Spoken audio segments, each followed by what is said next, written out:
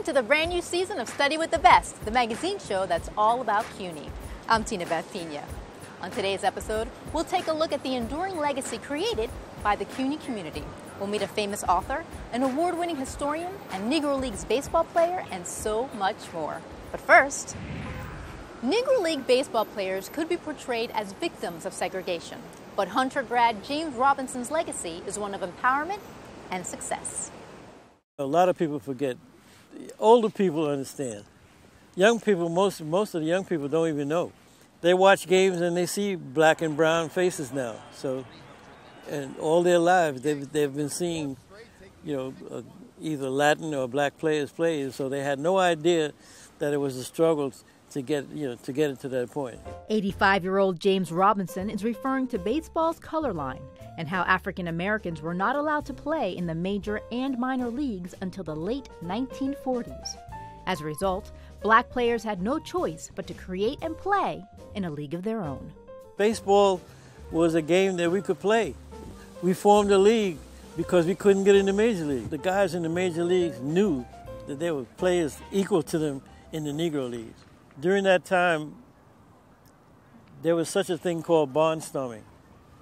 So major leaguers would get a team together and they would play against the Negro leaguers. And they would play and draw great crowds, They traveled all over the country. And most of the time, the Negro leaguers, they would win those games. When Jackie Robinson broke the color barrier in baseball in 1947, James knew he finally had a chance to play in the majors. The idea that they would pay people to play baseball, and that now the major league was opening up, that was very interesting to me, and that was really something that I wanted to do. I was an infielder. I played second base in high school, and I played second base and shortstop in college. With the Kansas City Monarchs, I even played third base. Robinson's Negro League career spanned from 1952 to 1958 with the Philadelphia Stars, the Indianapolis Clowns, and the Kansas City Monarchs. His career highlights include playing in the East-West All-Star Game, being captain of the Monarchs, and signing a minor league contract with the St. Louis Cardinals. If you're a ball player, you want to go to the major league, but I can say I had a chance, but it just didn't work out. I was a good player. Being in the All-Star Game and being captain, those were important. I finally stopped playing baseball, I think, at 27 or 28. And then, I said, I really got to get a job now, It was much simpler because I had some credentials, So it opened up opportunities for me. Robinson's baseball accomplishments earned him countless accolades and most recently, the opportunity to meet President Barack Obama. But those triumphs are only a part of his life success. After his sports career, Robinson earned a master's degree in social work from Hunter and eventually retired from the New York City Housing Authority after 30 years of service. I was an employee in New York City Housing Authority, and they gave me an opportunity to get my master's degree in social work. Hunter School of Social Work, and it put me in a position whereby I always knew that even after anything else, at least I had a shot at getting a decent job. And it made me feel strong, made me feel strong. And I always thought it was a great combination, too, because when I went to play in the Negro League, I had already finished college, So I always felt that I had the advantage over a lot of guys, After a short-lived retirement in the 80s, Robinson became a criminal justice professor at South Carolina State University, as well as the school's head baseball coach. At the stage in my life when I thought I was finished working, that was probably the best job I ever had, So I really felt thrilled about that. I did that for about 6 years, But now I'm really officially retired. I don't think I could have, seen that as my future, But it turned out to be pretty good. I've been blessed, And I was able to go to college, play baseball, had a successful career, And so I'm really happy about that. What's next for me is try to enjoy whatever life I have left. And I appreciate you asking me these questions because I was just dying to tell it to somebody. Professor Mark Rosenblum is an award-winning historian who has led conflict resolution and coexistence initiatives locally and in the Middle East since the 1980s. He talks about the curriculum he has created and the journey to the Middle East some selected students will take to gain a deeper understanding of the region.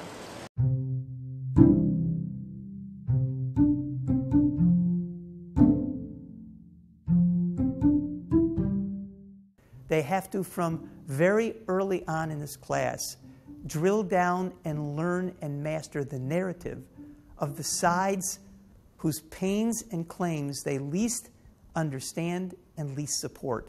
And so it becomes an exercise of crossing over to the other side. To the Palestinians, the Israelis, the Egyptians, and the Americans here today, thank you for giving me the opportunity to work with you. They study with real negotiators from Israel, from the Palestinian Authority, from the United States and other Arab states. They spend 6-7 weeks interacting with people who've had the experience as real-life negotiators. I don't think anyone of us here thinks that we're going to solve all the problems today. But there are things that we can do and we can offer you that will greatly benefit the Palestinian people and ease suffering. And that's a fact. Part of the way you get students to walk in my shoes, if you will, and to go through experiential, I now get that the other is not a silhouette.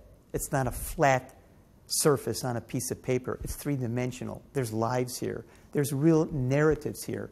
Don't dismiss it. Try and learn it. Not to buy into it necessarily, but to make sure you're not creating what we would call, I suppose, an easy-to-bring-down narrative because it's so weak. The challenge is, know the other's most compelling case statement. The Ibrahim Queens College program was a culminating experience for my educational model. And every year, we take the best and brightest applicants, and we try and create the most diverse group we can bring to the Middle East, particularly people that have diaspora connection to the region, and spend a month in 6 different societies, and we meet with a broad band of people in those societies, and we arrange it. Who we see will be people of all opinions. It was a very interesting experience to try to take my Jewish Orthodox background and see how I can apply it to this kind of program. I saw Daniel for the first time, for example. He was wearing the yarmulke. And it was, I looked at him, I was like, are we gonna get along? Because I'm sure we're gonna have like 2 different perspectives about the conflict here. And by the end of it, I just loved talking to him about it because he was so understanding.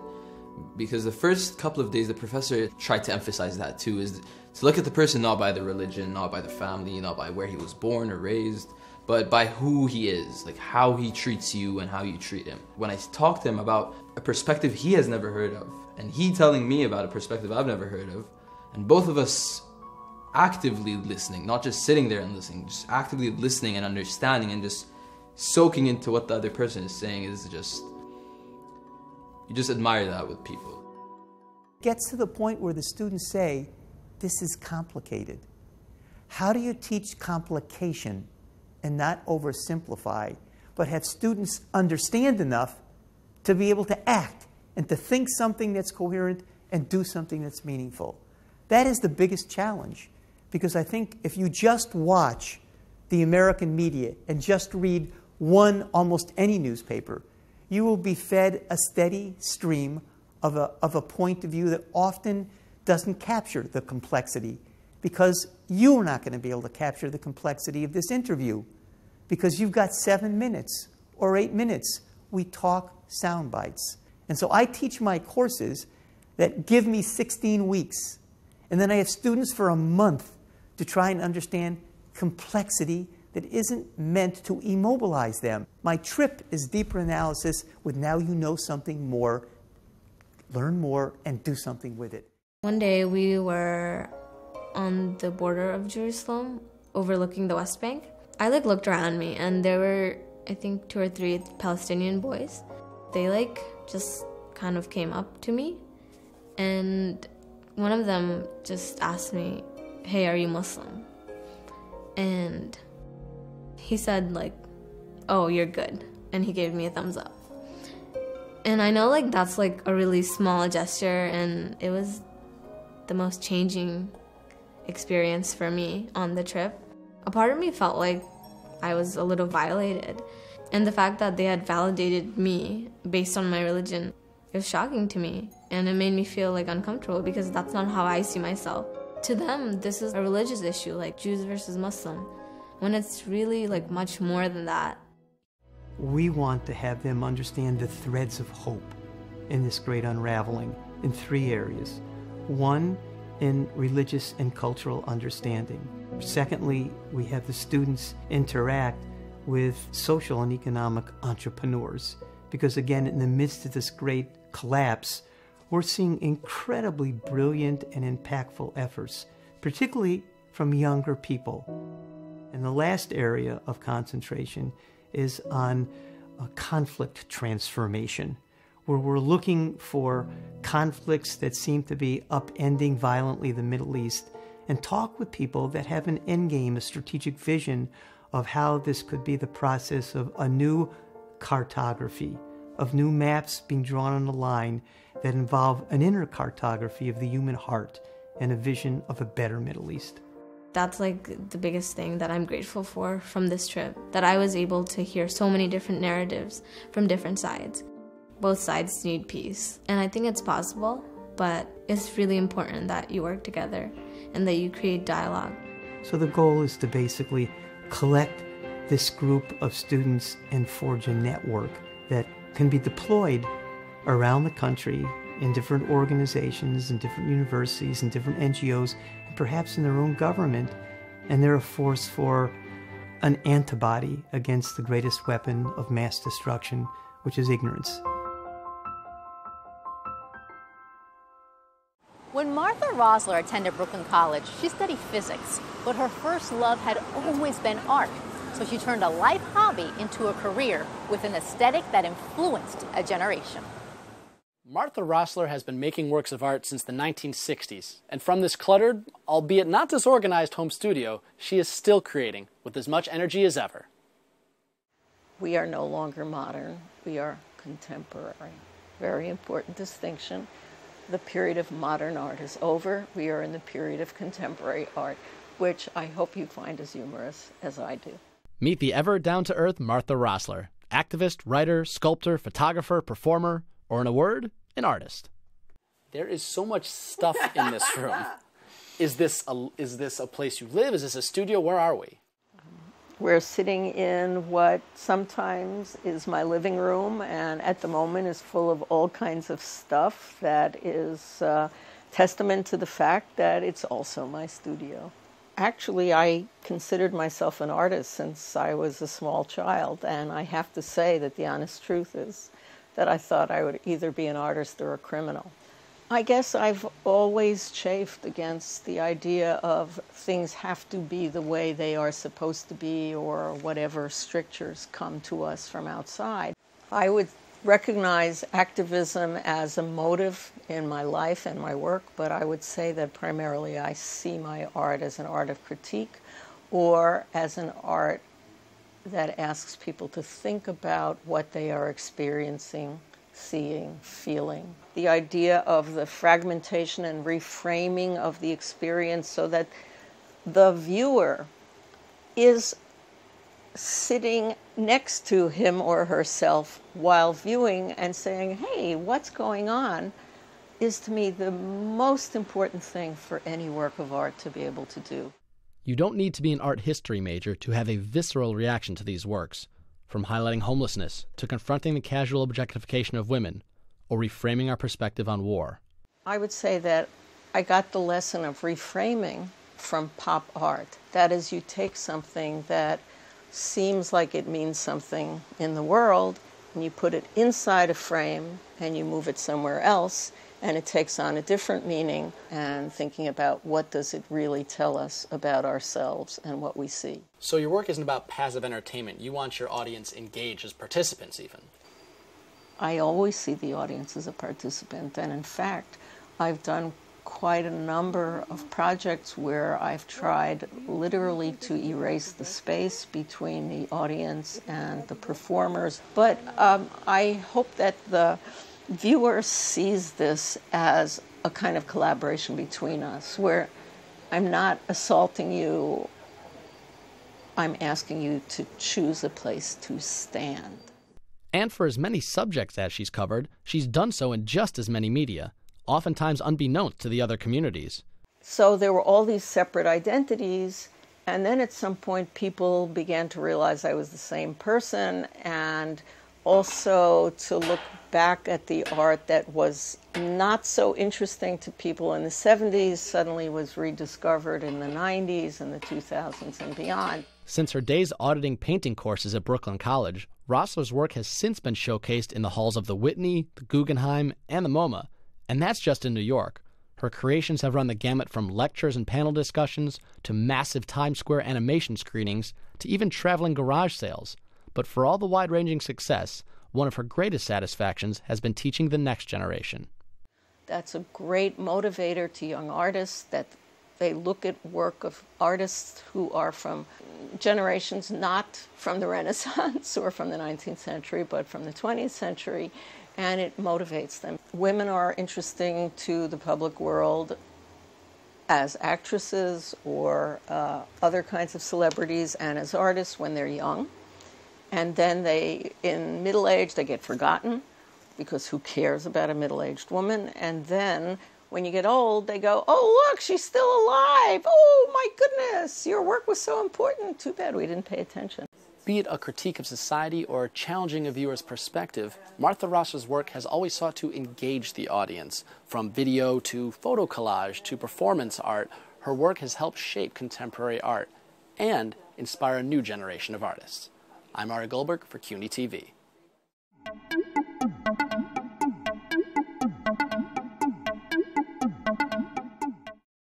Up next, I sit down with esteemed author Walter Mosley for an intimate conversation about writing, race, and what keeps him motivated. So after more than 50 books, has your motivation for writing changed at all this time? What I think hasn't changed. I know that because when I look back at the earlier writing, I still agree with what that writing was saying. Now, but would I write that stuff today? Probably not. Probably what I'm writing is different, where I'm coming from is different. One day I said, oh, what happened was, up until that point, I was writing Easy Rawlins from my father's point of view. But from this point on, it's going to have to be from my point of view, like in time. Yeah, I remember reading that you said you considered your father the Black Socrates.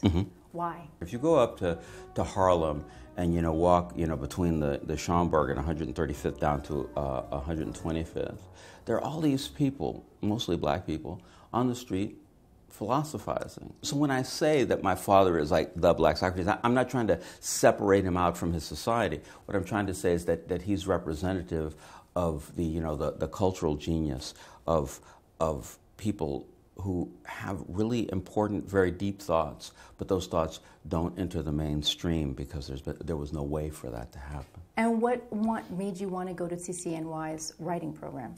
Well, there are a lot of really sensible reasons. One, it was one of the better writing programs. Historically it was, and even at that moment it was. People don't really respect writing in America. It's really, especially if you're not published. I'm a writer.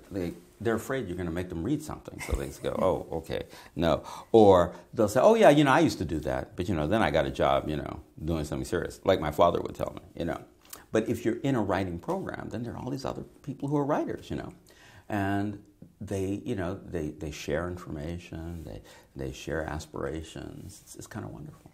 Sure. When you're writing any story that has to do with a black male hero, is any of it shaped based on the racial climate that we have going on today? In the 20th century, I go to Detroit, do a reading, meet some young black man. I said, well, how's it going here? He goes, man, it's all right. He said, but it's hard on a black man. And I would say, I agree with you. I agree. It is. In the 21st century, I go to Detroit, talk to the young black man. The young black man says to me, I said to him, how's it going? He goes, hard on a black man in Detroit. And I go, yeah, it's true. I said, but there's somebody right now in Kandahar who would do an apartment switch with you in a minute. And that's the difference. The world that Leonid McGill lives in is international, whereas the world Easy Rawlins lived in was just, you know, it was isolationist America. Devil in a Blue Dress, that novel was made into a film. Yeah. Why haven't other books of yours been made into films, considering the success of that film? You have a lot of racism in the field itself. For instance, people say, well, we can't sell black films in Europe, you know. It's not really true, but if you believe it strong enough, then it becomes true. Doing Killing Johnny Fry is very interesting to me because I realized when I was doing it, and when I went to the guy to talk about the script, I realized that there's never been like a mainstream black erotic film in America, period. And that's shocking to me. Yeah. In America, if you're going to be erotic, you have to be white. You know, I really, you know, because I don't believe in the existence of white people. I don't believe in the existence of race, period, because there is no race. I mean, to say somebody's white, to say somebody's black, you know, it's like, what is this, you know? I mean, these people don't look the same. How can I call them one thing if they don't look the same and if they aren't really that color? Why did you help create the CCNY Publishing Certificate Program back in '97? America is founded on two things: racism and capitalism. And this works its way out in many ways. One of the things is that the only institutions that hire people of color, that you know, don't have gender bias, you know, or try not to, are institutions that the government gives money to. The publishing industry has none. Mm-hmm. And so they don't hire people of color. They haven't, historically, they haven't. And they're not like, they're really liberal people on the whole. But, you know, all things being equal, they're going to hire somebody who they think is like them. Do you have any tips for aspiring writers? Or yeah. Students of programs here? Sure. Write every day. That's what you should do. You should be writing every day. You should be writing every day. And if you write every day, you'll find yourself in that writing. And that might make you a writer, and that might not make you a writer. You know, I mean, it's like being a farmer. So, well, how do you be a farmer? So, well, you be a farmer. You know, it's like you get some land, you get some tools, and you work that land. You know, and it's, you know, so well, when do you get a vacation? Say you don't get a vacation if you're a farmer. Farmers have to work all the time. Mm-hmm. You know. And what about the tips people always say? Write what you know. In writing, you discover. You know, so write what you want to write. You know, to write what you know sounds kind of like fascist, right? You know, okay, get in that line over there. You know, I said, but I feel like I should be in that line. I said, no, you know, stay on that line. You know, you're saying that when you write, you discover. Is there anything surprising that you've discovered as you've written all these years? Well, you know, there's surprising moments, but they're like story moments. Like when Easy Rawlins died in that one book, I was surprised. I didn't realize he was going to do that. I thought, you know, he'd just, you know, kind of pull off the side of the road and, you know, sleep it off. Mm-hmm. But instead, he drove off the side of a cliff. When you succeed as a writer, it doesn't mean that you're going to make it as a writer, you know? And it doesn't mean that the whole world is open, because we live in a world of capitalism. In capitalism, you specialize. You're a mystery writer. You'll write 30 mysteries. And then people will stop by them and say, well, I guess nobody's interested in you anymore. So, well, I could write other things. So, well, no. You've only written 30 books as mystery, so you really can't do anything else. That must bother you. Well, I mean, really, it destroys people. Yeah, sure. What keeps fueling your passion? Well, you know, I just do it, you know. As somebody, you know, that's an interesting thing, because it's actually the first time anybody's used that word, fueling. Because people usually say, how do you find the discipline? And there's an answer to that. You say, well, you know, if you talk to somebody and say, well, what do you and your husband do every morning? Say, well, the first thing we do is we have vigorous sex for an hour. And then, you know, we go about our days. You would never ask how they found the discipline. And you would understand the fuel because it's something they love. Mm-hmm. His career has taken him from the television screen to a painter's canvas, and it all started at City College. City College changed my life. It completely changed my life.